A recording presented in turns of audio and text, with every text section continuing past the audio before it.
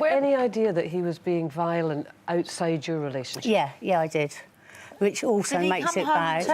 Yeah, he'd brag quite often. So, tell us more about that. One time he came home and told me how he'd raped a disabled girl on the bonnet of a car in the car park. But when you're so moulded and you're so terrible, yeah, he said it. I did. Did you not feel that you should have gone to someone and told them? I'd love to have told someone. But did you tell anyone, even a close friend or family member? Nobody could. No. But did you feel that had you have said something to the authorities and had he been, there not been enough evidence, is that what stopped you from going to the police? I think a lot of it was that, because even after he'd been arrested, there were still people that didn't come forward for sort of 18 months plus, because in the press you would hear that he'd been bailed for this charge, bailed for that, but he'd actually been held.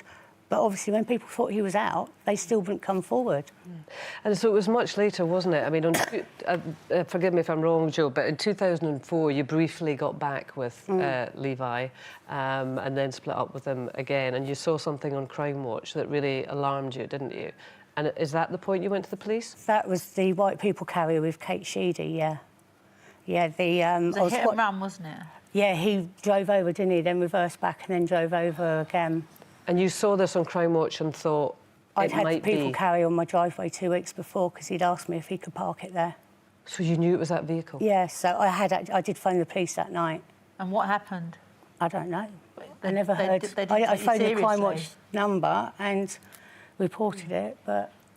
Well, I mean, he was then convicted of the murder of 2 women and the attempted murder of another woman. He was given a life sentence, and of course later we found that he also confessed to Millie Dowler's murder as well.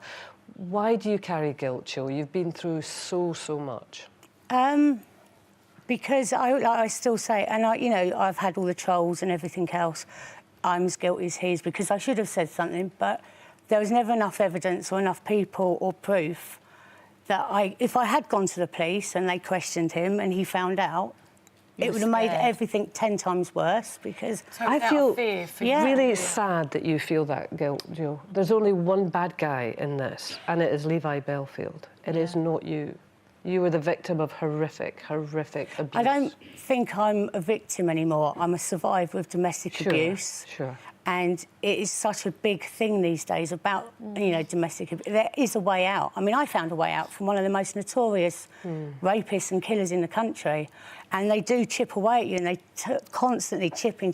And you actually, like I said, you believe that you're as bad as them. So you're advising people that are in one of those relationships. There is always a way out. Because we all have women at home watching now who, could be in a similar situation. And what would you say to them if you could give them a message? Even if, luckily we lived in my mum's house, but if we'd been in our own house together, I would have taken my kids and I would have lived in a cardboard box if I had to, just to get away from him.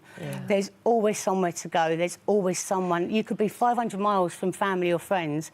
Just walk to a police station and you can get away from them, but they convince you can't go anywhere, you can't do anything, and you're not worthy. Well, we will absolutely be putting up domestic violence helplines on our website, and we would urge anyone in that situation to go. And you are living proof that you can get away from these horrific situations, Joe. But having said that, we're not here to judge anyone, because we know it can be enormously difficult, and we don't know what people's circumstances are. Just quickly ask, how are your children? They're amazing, absolutely amazing. They've both got wonderful partners. They've both got really good jobs. They're such strong people, and I'm really proud of them. Really proud of them. So you should be. Joanna, thanks.